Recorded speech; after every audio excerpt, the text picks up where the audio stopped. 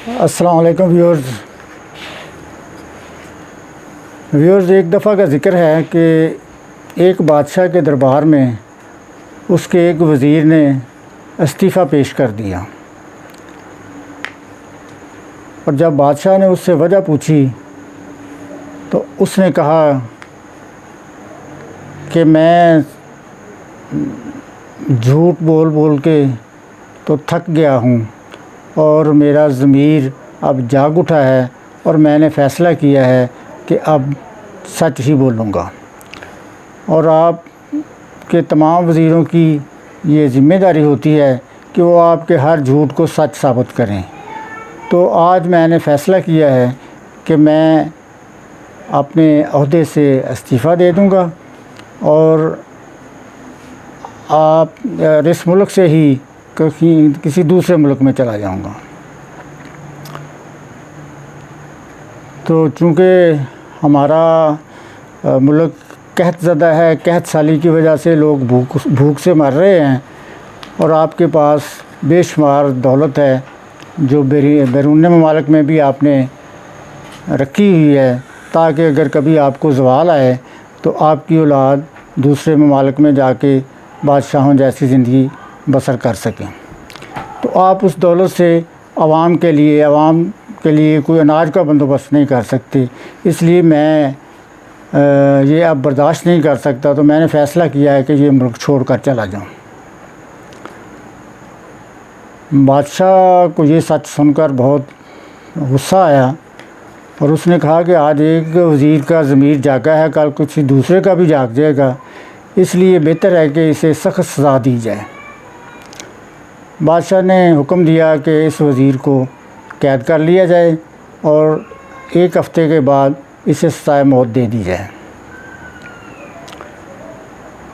1 ہفتہ گزرا تو سزائے موت سے 1 دن پہلے بادشاہ گھوڑے پر بیٹھا اور وزیر سے ملنے چلا گیا کہ اس سے آخری ملاقات کر رہا ہوں۔ جب وہ وزیر کے پاس پہنچا تو وزیر نے گھوڑا دیکھ کر کہا کہ بادشاہ سلامت، آپ کے استبل میں ایسا گھوڑا تو کوئی نہیں تھا، یہ گھوڑا کہاں سے آیا ہے؟ تو بادشاہ نے کہا کہ یہ گھوڑا ساتھ والے ملک کا ایک وفد آیا تھا، تو وہ مجھے تحفے میں دے گیا ہے۔ تو اس نے کہا کہ بادشاہ سلامت، یہ تو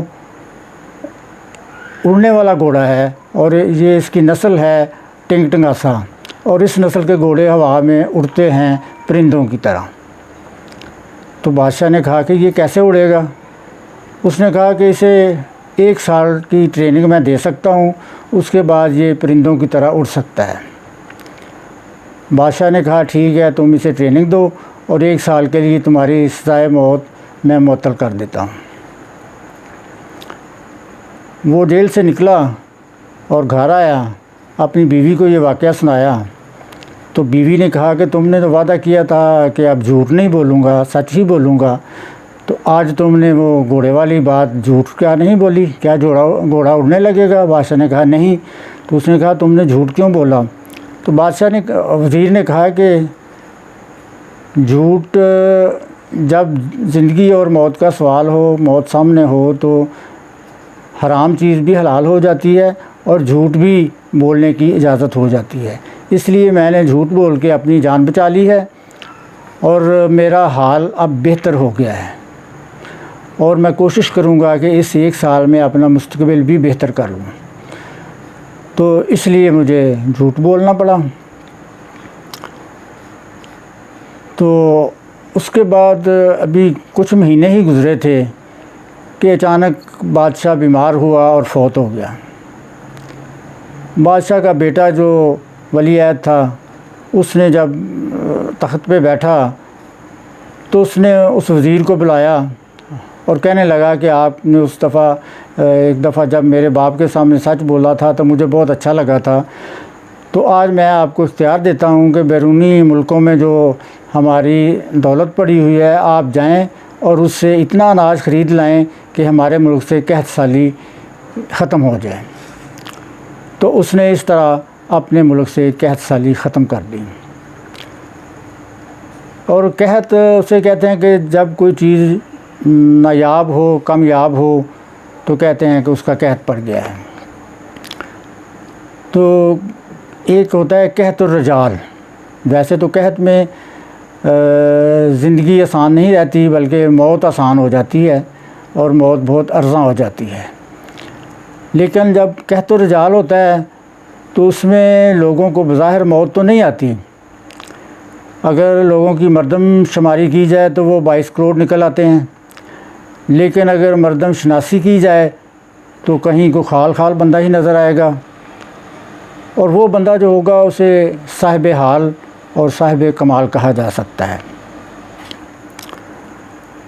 اگر پوری دنیا میں مسلمانوں کی حالت دیکھیں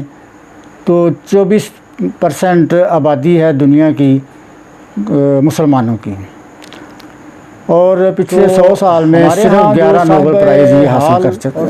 سکے لوگ گزرے ہیں، ان میں کبھی تو کسی کو انا الحق کا نعرہ لگانا پڑتا ہے، اور کبھی پورے ہندوستان میں پھر کے سر سید احمد خان کو مسلمانوں کو تعلیم کی طرف راغب کرنا پڑتا ہے، اور کبھی اقبال کو اپنی شاعری کے ذریعے مسلمانوں کو بیدار کرنا پڑتا ہے اور آزادی کے لیے جد و جہد پہ آمادہ کرنا پڑتا ہے، اور کبھی قائد اعظم کو ایک نئے مسلم ملک کے معرض وجود میں آنے کی کوششوں میں کامیابی بھی مل جاتی ہے۔ تو واصف علی واصف کہتے ہیں کہ ان لوگوں کے خلاف فتویٰ تھا اور فطرت ان لوگوں کے ساتھ تھی، اور فتویٰ دینے والے دلوں سے اتر گئے، اور یہ لوگ جو تھے اقبال قائد وغیرہ یہ دلوں میں اتر گئے۔ تو ہمارے ہاں علم اور ڈگری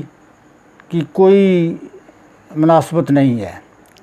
علم ویسے بھی ڈگری کا محتاج نہیں ہوتا اور ڈگری بھی علم کی محتاج نہیں ہوتی، تو ہمارے ہاں دور تو ڈگری کی ہے، علم کی نہیں۔ جو استاد ہیں وہ بھی طالب علموں کو علم نہیں سکھاتے، صرف اچھے نمبروں میں پاس ہونے اور ڈگری حاصل کرنے کے لیے تیار کرتے ہیں، اور طالب علم بھی اسی نیت سے ڈگری حاصل کرتے ہیں کہ اچھی نوکری مل جائے، اور یہ تو ہوتا ہے ڈگری برائے نوکری، اور ڈگری کہتے ہیں نا کہ ڈگری ایک ایسا پیپر ہوتا ہے بلکہ ایک رسید ہوتی ہے جو پیسے آپ نے یونیورسٹی کو دیے ہوتے ہیں اس کی، تو علم کا ڈگری کے ساتھ کوئی تعلق نہیں ہوتا۔ ڈگری برائے نوکری ہوتی ہے، نوکری برائے پیسہ ہوتی ہے، اور جس معاشرے میں پیسے کی دوڑ لگ جائے وہ اخلاقی طور پر انحطاط پذیر ہو جاتا ہے، اور یہ بات بھی طے ہے کہ نوکری پیشہ لوگوں میں کوئی صاحب حال اور صاحب کمال پیدا نہیں ہوتے۔ شکریہ۔